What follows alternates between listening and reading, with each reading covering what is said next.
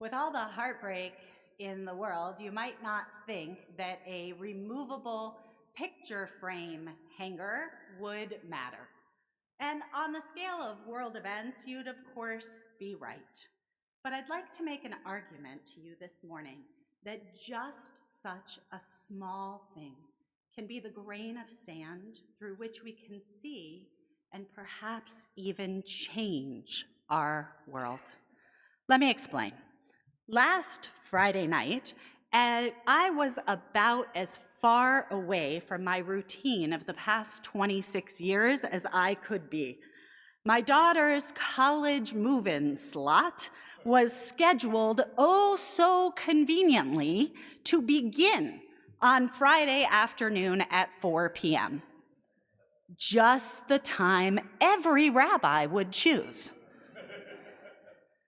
Thankfully, Shabbat didn't come in last week until after 7, so I was confident that we could pull it off. So, at 4 p.m. last Friday afternoon, we pull up right on time. We lift and we lug and we load along with the best of them. The elevators are a bit of a glitch. It turns out that there's an orderly line to go up them, but God help you if you're trying to come back down. Again and again, the doors to the elevator slide open and my heart jumps. I'm ready to get in, only to be disappointed because the elevator is filled with other families from higher floors who have already crammed them to capacity.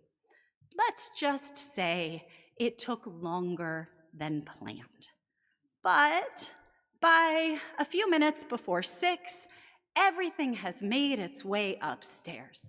What's more, by the time Mike and I return the moving cart and come back upstairs to give a goodbye hug, our daughter and her roommate have already beautifully made beds, closets completed, and desks decorated just so.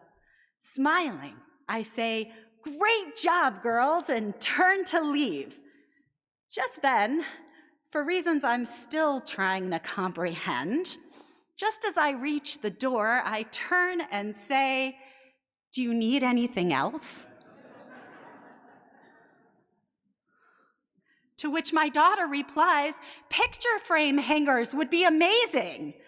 Now, we had prepared a move-in bag with every dorm-safe wall-hanging product known to man. There were hooks and key holders and little strips to adhere cords to the wall, even poster tape. But there were exactly 0 picture frame hangers. And there were 3 picture frames to hang. Now, I generally follow the wise policy of leaving math to the other members of my family. But suddenly, I found myself running calculations of distance and time, and I figure, okay, I'll do it. So I get into the car, and I go. Have you ever been to a Target near a college campus at 6:30 p.m. on move-in day? It was like Armageddon had hit, and everyone was scavenging for supplies. You know how there's usually a whole bank of row upon row of big, bright red shopping carts waiting by the door? Not last Friday. Last Friday, there was not a cart to be found, just a big, gaping space. The atmosphere inside was frantic. I watched a panicked parent pull the last fabric bin off of a shelf as another one came running around the corner at breakneck speed. A judgy voice welled up in my head. Who are these people running through Target at 6:30 p.m. on a Friday night? And then I realized, I am. I looked at the clock, wistful, for the safety of the Gann Chapel. Ominously, the command strip aisle had been picked nearly bare, with only a few lonely products left. But among them was one shiny set of removable picture frame hangers. Mission accomplished. I dropped the hooks off with my daughter, feeling like an ancient warrior returning victorious from battle. I pulled it back into my driveway at home with 6 minutes to spare. A second before Shabbat came in, so did a text from my daughter, a photo of 3 perfectly mounted picture frames. Why am I telling you all of this today? Well, have you ever read or seen The Princess Bride? There's a memorable setup about a farm boy who only ever says one sentence to the young girl whose family owns the farm. No matter what she orders him to do, he always responds, "As you wish."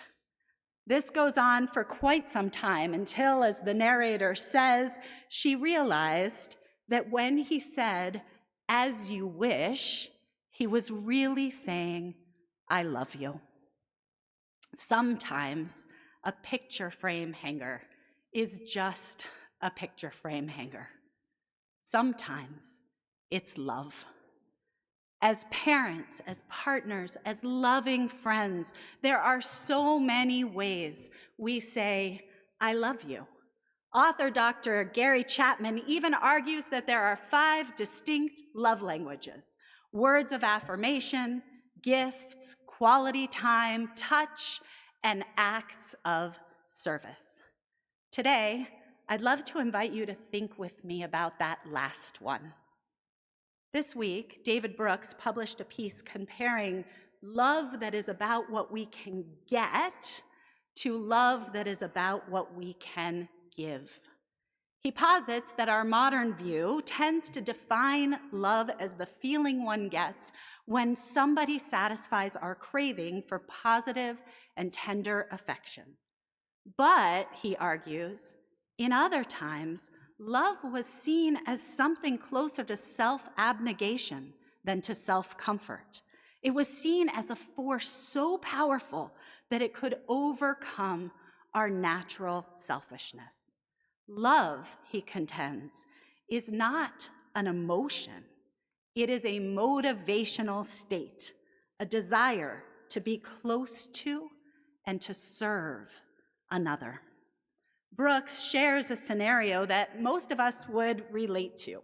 It's the middle of the night, and your beloved, or your child, or perhaps another family member asks you to go downstairs and get a glass of water.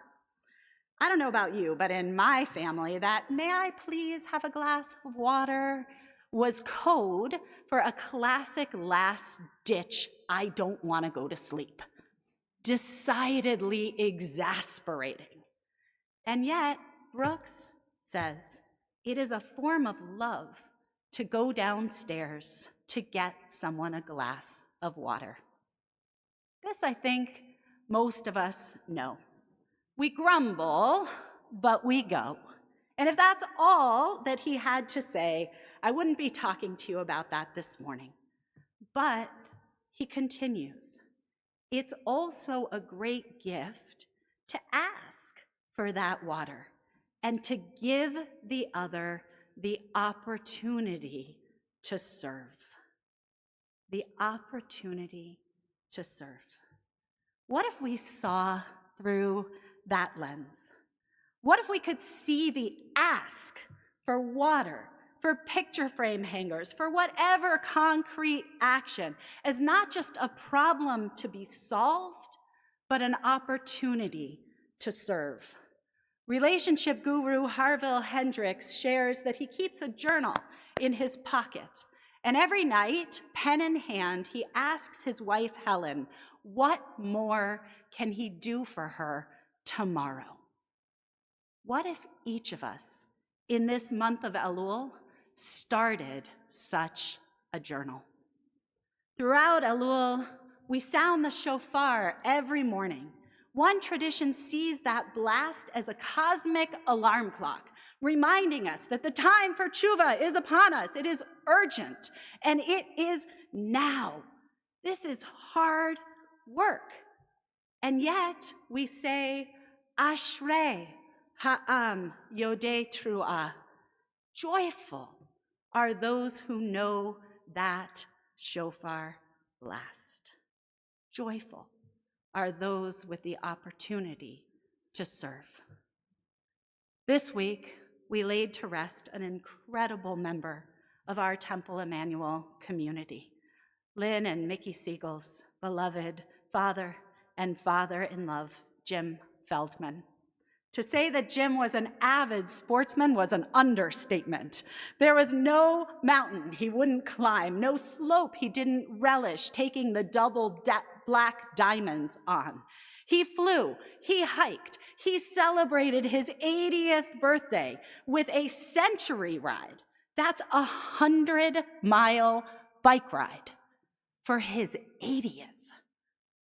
And yet, when his beloved wife, Sarah, took ill with Parkinson's, he was steadfastly by her side, caring for her day in and day out. No detail was too small. She was an artist, and if the ask was for picture-hanging strips, the answer was yes. Doctor's appointments, yes. Middle of the night cups of water, yes. If you asked him, as I asked him, what was that like for him? He would unfailingly reply, a privilege. And he meant it. Our daily news is filled with so much horror. What if we looked again at our relationships with partners, with parents, with children, siblings, and friends, and asked ourselves, what have we done lately to be of service? What kind of healing and hope could that bring? Shabbat Shalom.